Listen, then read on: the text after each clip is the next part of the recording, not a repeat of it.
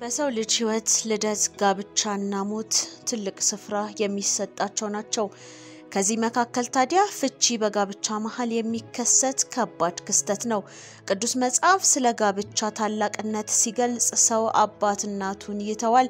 በሚስቱም ይጣበቃል፣ ሁለቱም አንድ ስጋ ይሆናሉ ይላል። ጋብቻ ፈጣሪ ያበጀውና የሚወደው መሆኑንም በአክብሮት ይጠቁማል። የእስልምና ሃይማኖት አስተምሮት በበኩሉ ጋብቻን በጽኑ ያበረታታል። አንድ ሰው የጾታዊ ፍላጎቶቹን የሚያረካበት ብቸኛው መንገድ መሆኑንም አጽንኦት በመስጠት ያሳስባል። አንድ ወንድና አንዲት ሴት እንዲጋቡ ማበረታታትና ድጋፍ እንዲሰጣቸው ሳይቀርም ያሳስባል። ይሁን እንጂ በዚህ ደረጃ ሃይማኖቶች ጋብቻን ቢያበረታቱም ሰዎች ግን በዚህ ቅዱስ ሥርዓት ውስጥ መቆየት ሲያቀታቸው ሲለያዩ ይስተዋላል። የተለመደና ሲለያዩ ማስተዋል የተለመደ የሰርክ ተግባር ሆኗል። በተለይም በዚህ ጊዜ ሰዎች ልዩነታቸውን አጥብበው ንግግርና መወያየትን ምርጫ ከማድረግ ይልቅ ቤታቸውን ሲንዱ ይስተዋላል። ዛሬ ታዲያ አንዲት ባለ ታሪክ ልናስቃኛችሁ ወደናል። የሁለት ሴት ልጆች እናት የሆነችው የዛሬዋ ባለ ታሪካችን ሁለት ልጆችን የምታሳድገው ለብቻዋ ነው። የሰው ቤት ልብስ በማጠብ ያሳደገቻቸው ልጆቿ ከሁለት አባት የተወለዱ ሲሆኑ ሁለቱም አባቶች ለልጆቻቸው ግድ እንደሌላቸው ትናገራለች። ስሜ ብዙ ያደሳ ይባላል። የምኖርበት ደግሞ ዳስቦራ ውስጥ ነው፣ ሸዋ ሜዳ። ቤቴ ደግሞ ሰፈሬ ሸዋ ሜዳ ነው፣ ዳስቦራ ውስጥ ነው የሚኖር። ሰው ቤት ነው የሚኖር፣ ቤቱ ሰርቶ ማለት ነው። እንደዚህ የተሰራሁት ትልቅ ቤት ውስጥ ማለት ነው።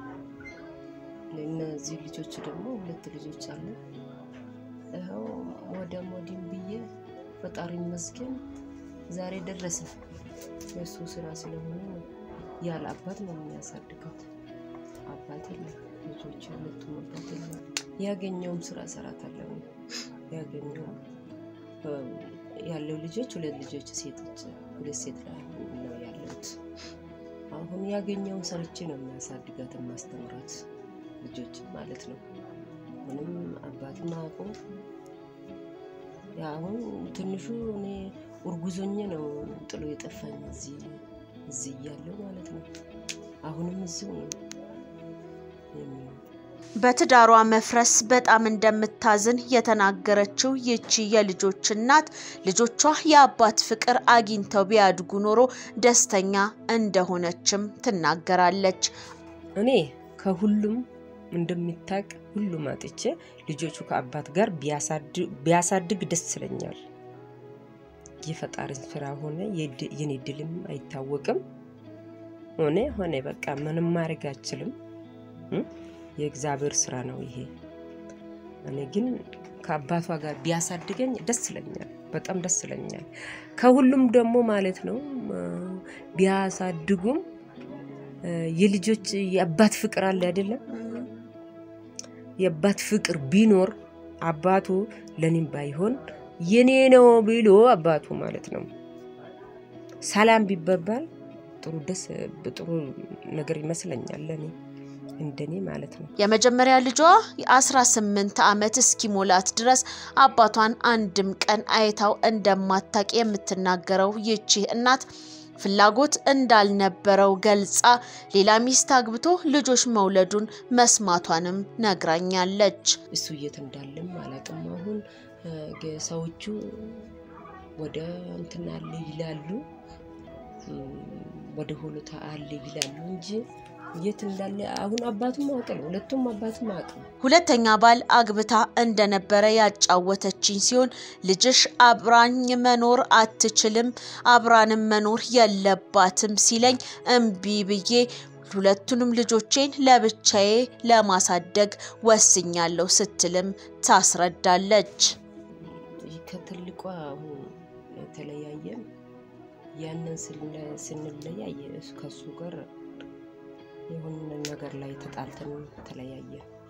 ከሱ አሳድጊ ብዬ ከሱ ምን ብሌን መጀመሪያ ሀምቦ ነው የከሰስኩት። ሀምቦም ከሰች የኔም አይደለም ብሎ እሱ እንትን ብሎ እዛም እንትን የልጁ ቀለብ ፍርድ ቤቱ ተፈርዶ ግባኝ ወስዶ የኔም አይደለም ብሎ ወደዛም መጣ እንትን አዲስ አበባ ላይ ስንት 2 አመት ለፍቼ ነው እንትን ያሉት ከዛው ደግሞ ተመመላለስ አቅቶኝ ትቼ የትንሹ አገባሁት ሁለተኛው ማለት ነው እሷን ትቼ ቺውን ወስጄ ሲመጣው ደግሞ ታውቂያለሽ የእንጀራ አባት ነው እሱም አልወድም ልጅቷም ለሰው ሲጫለ ይቺ ትልቋን ያንን 4 አመት ናት እሷ አልሰጠም አልኳት ወራር ይሄ ልጅ ካለ ከሰው ካልተሰጣ ያንም ማለት ነው ቡራዩ ያለ ድርጅት አለው ነው ጀርባ ያበበች ጉበና የሚባል ድርጅት አለ እኔ ደግሞ የሆነ ሰውዬ ሳሙኤል የሚባል አለ አዲስ አበባ መሳለባ ነው ቤቱ ድርጅት አለ እዛ ድርጅት ውስጥ እንደዚህ እንትን ብሎ ሲጨቃጨቅ እሱ ቤት ገብቼ ሲጨቃጨቅ ረታይ እኔ ልጅቷን አስተምራለሁ ልጅቷን አሳድጋታለሁ እኔ ያለ አባት ነው ያሳደግኩት እናቴ ሰው ቤት ሰርታ ነው ያሳደገችኝ እኔ የደረስኩት የዚህ ልጅ እድሉን አታቀም ታዋለ ሰውየው እኔ ረዳታለሁ የዚህ ልጅ እኔ አልፈልግም ሰው ልጅ አለ ከዛ ትቶ ሄደኝ ሲሄድ እሷ ደግሞ ሲሄድች ወርጉዝኝ ነው ተለጠፈ እዛው እንትን እያለ ያገኘም እየሰራ አሳደኩ ይወንደም የፈጣሪ ስራ ነው ሁሉ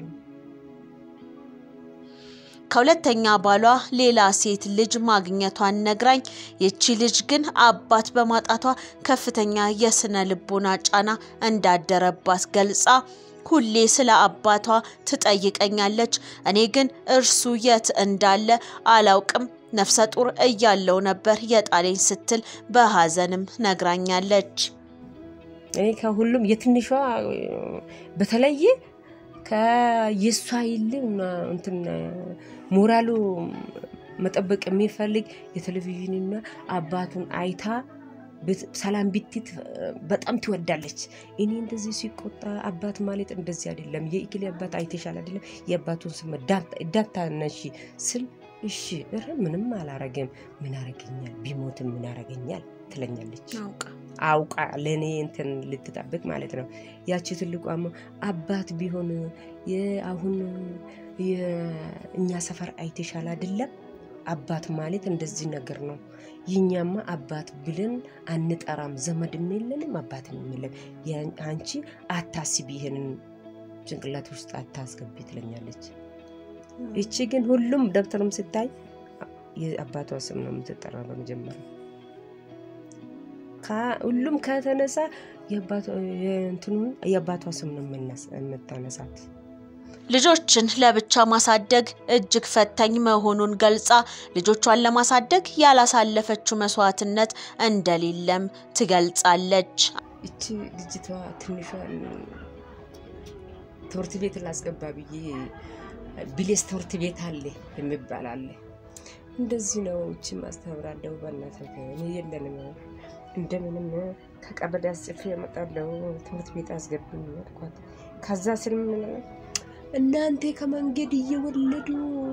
በቃ መንግስት ማስቸገራችሁ እኛ ማስቸገራችሁ አይደለም አለች ሁሉም ከሚሰማ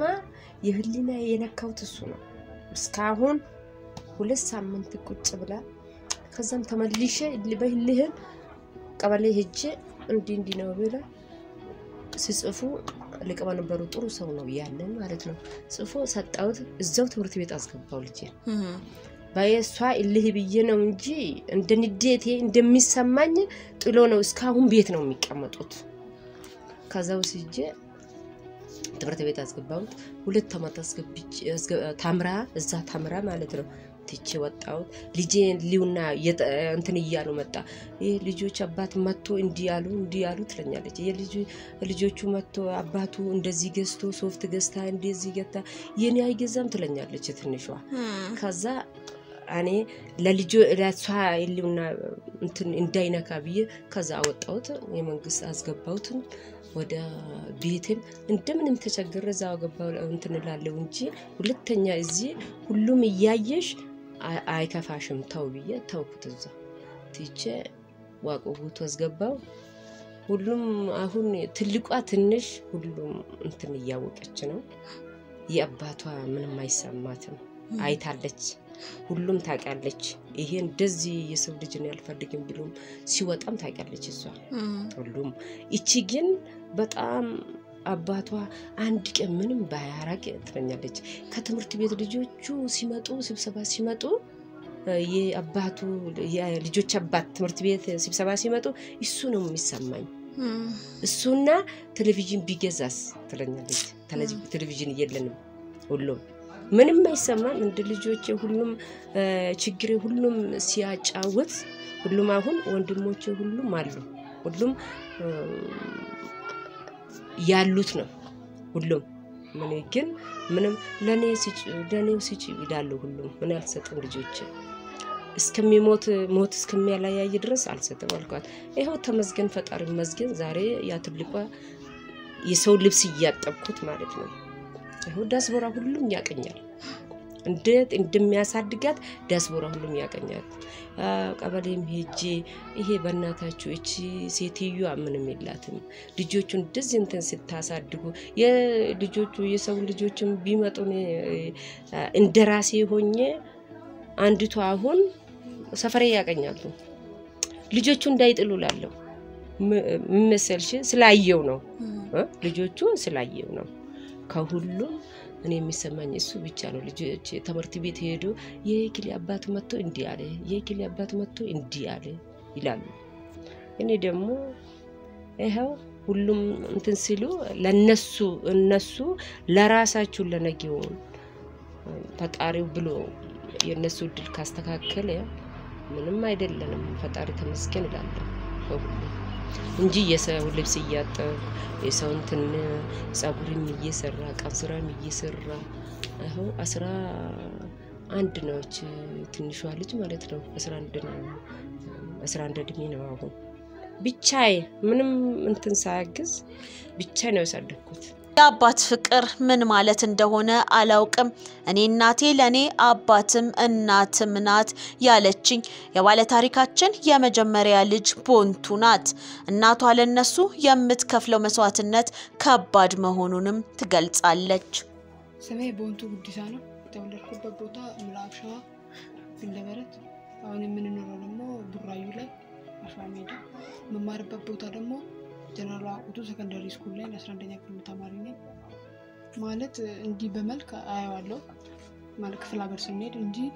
ተወልጄ እኔ ዛሬ እስከደረስኩ ድረስ አንድ ላይ ያልነበሩ ተወልጄ እንደሰማሁት እኔ አንድ አመት ሆኜ ነው ተለያዩት እስከዛ ድረስ እሱም ይረዳኝ ነገርም የለም መጥቶም አላየሁት ቦንቱ አርቲስት መሆን እንደምትፈልግም ነግራኛል ማለት ቢያንስ ስለሱ ነገር ሳይሆን እናቴ ለኔ ብላ ብዙ ነገር ያለነችው ነገር የለም በኔ ምክንያቱም ደግሞ ትዳሯን ፈታለች እኔ ለማሳደግ ብላ ያላሳለፈችው ነገር የለም የሚሰማኝ ነገር በህይወቴ ውስጥ ቢኖር እሷ ለኔ ብላ ብዙ ነገር እናሳልፋለች እሱ ብቻ ለኔ ብላ ማድረግ የምችለው ነገር እንኳን አላደረገችም ከዘመዷ ጋር ተግባባ ያው ከባዳ ጋር እንጂ የምትኖረው ይሄ ነው ብላ እህቶቼ ወንድሞቼ ብላ የምታያቸው ሰው የለም ምክንያቱም በኔ ምክንያት ዘመዶቿ ሁሉም እሷ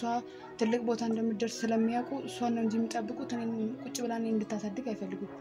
እሷ ደግሞ በኔ ምክንያት ያለነችው ነገር የለም እኔ የራሴን መማርና አለመማር ሳይሆን የሷን እድል ስላበላሸው ብቻ ነው የሚሰማኝ ምክንያቱም ለኔ ብላ ያለነችው ነገር የለም እኔ ለማሳደግ ከቤተሰቦቿ ጋር ተግባባም አባቷን 16 አመት ነው አይነጋገሩ ከእናቷ ጋር ወደ 8 አመት እየተዘጋጉ ነው ያረፈችው እሱ ብቻ ነው የሚሰማኝ ምክንያቱም ለኔ ብላ እንደዛ የሆነችው በጣም አስፈልጎኝ ማጣው ማለት የእንትን ግጥም ድራማ ዲያን ነገር በጣም መስራት እፈልጋለሁ ምክንያቱም ችሎታውንም አለኝ እንደ ትምህርት ቤት ላይ የተለያዩ ግሩፖች ተሳትፌ እሰራለሁ በሱ የተነሳ ግን ያንን ነገር ማሳካት አልችልም ብዙ ጊዜ በትምህርት ቤት ሞክሬያለሁ እንደ ሰዎችንም በመጠየቅበት መሃል የሚያግዘኝ ስላሌለ እሷ ደግሞ ያንን ችሎታዬ ግሩፕ ውስጥ የተማርኩበት ትምህርት ደረጃም ቢሆን